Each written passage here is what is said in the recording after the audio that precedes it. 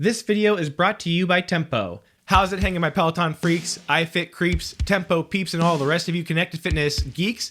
I am your host, Colin Jenkins. Welcome back to the Weekly Watt, where we cover the week's top connected fitness news stories and updates.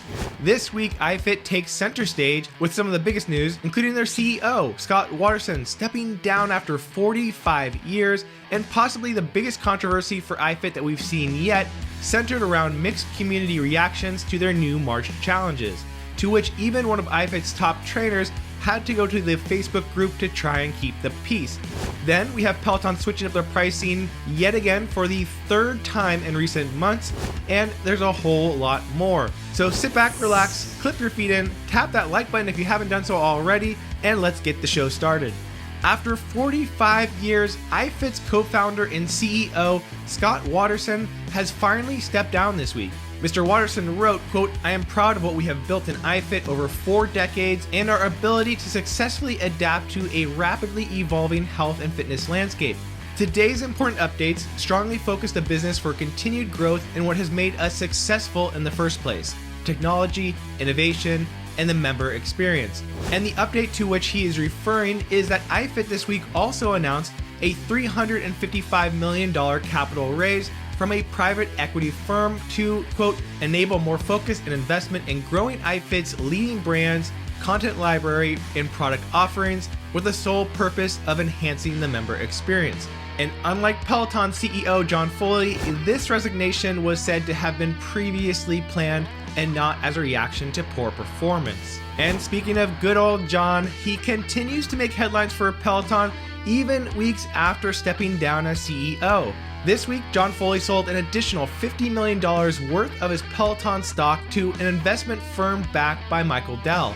Mr. Foley still owns enough shares to retain voting control of Peloton, but yeah, now that he's no longer CEO, it seems like he plans on cashing out as much and as quickly as possible, as long as he can still retain that control. And interestingly, he also put up his giant East Hampton mansion for sale. If you've been watching the Weekly Watt for the past few months, you may remember that John Foley sort of angered a lot of employees by lowering their wages while at the same time finalizing his purchase for a $55 million mansion.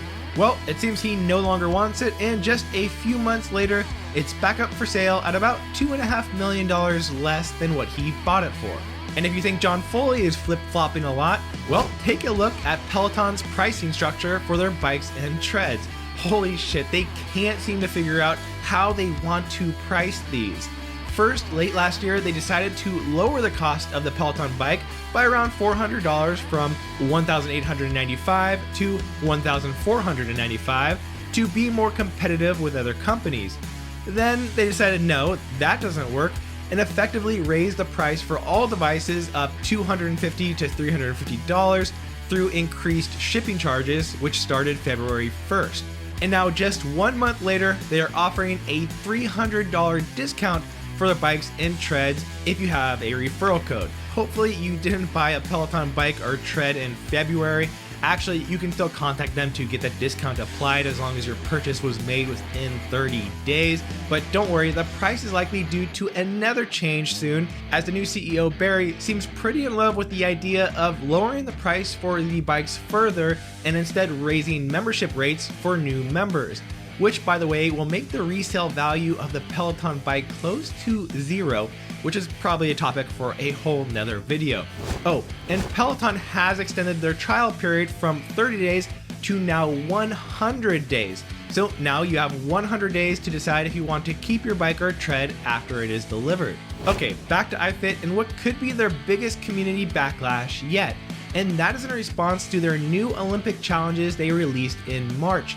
Last week, when I announced that Nancy Kerrigan was filming classes for iFIT, well, I guess she was only one of many current and previous Olympic athletes filming classes for one of their many new challenges this month. In fact, they released a new 16-class challenge for the bike, the tread, the elliptical, the rower, and even for strength, which is a ton of content, so normally that would be a good thing. The problem is most of the classes were taught by Olympic athletes, many of which have probably never coached before, and coaching, believe it or not, is not an easy thing to do, especially when you are just looking at a camera and not actual people. And while some of the athletes did a great job, others were clearly unprepared. And this caused a large number of fairly mean comments towards these classes and coaches in the iFIT Facebook group, as well as reviews for each class on the iFIT platform. So lots of iFIT members were obviously upset with these poorly taught classes, but an equal amount of iFIT members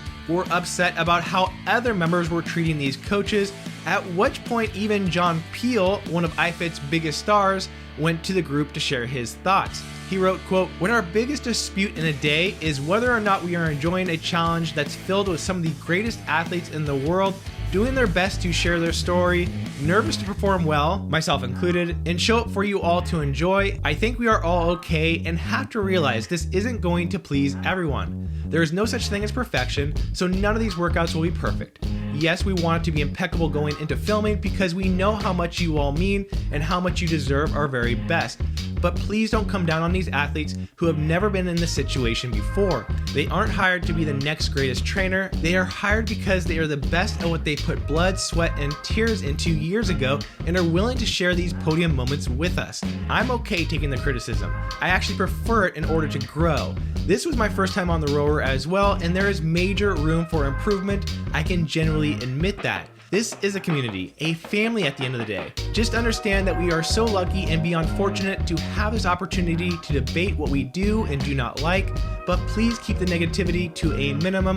Unless it's at me, I'll let you blow off your steam and I'll take the heat in some private conversations." He wrote a lot more, and I think it was well written and much needed. And while I think most of us can agree with what John is saying, I feel the whole problem stems from a much bigger issue. And that is that these connected fitness companies keep trying to bring on famous people or athletes to help coach classes. I have seen this tried over and over and over again, and none have ever done a really good job. And why would we ever expect them to? They don't coach like that or have experience coaching like that for a living. So personally, I really wish all of these companies would just stop using athletes as coaches, or if they really want to for marketing purposes, maybe pair them with an additional coach, sort of like how they brought in Michael Phelps, but most of those classes were really taught by, wouldn't you know it, John Peel. And now a big thank you to Tempo for sponsoring today's episode and helping make the Weekly Watch possible. I've talked a lot about the Tempo Move and how I think it is probably the best overall product for someone to get started with strength training in their home. But I also want to give a shout out about the Tempo Studio, because even though the Studio is a bigger investment than the Tempo Move, I think it is definitely worth it. You can check out my review of the Tempo Studio through the link in the description below, but essentially you are looking at one of the most future-proof devices that has some of the best strength training classes available in connected fitness, with rep and weight tracking, dumbbell, barbell, kettlebell, and yoga programs, all designed with the latest exercise science so that you are not training randomly and that they actually make sense to provide you with great results. And that's it, ladies and gentlemen. Thanks again for hanging out with me here as we have some fun learning what's new in connected fitness. I appreciate it as always and can't wait to see you next time. Until then, have a great week.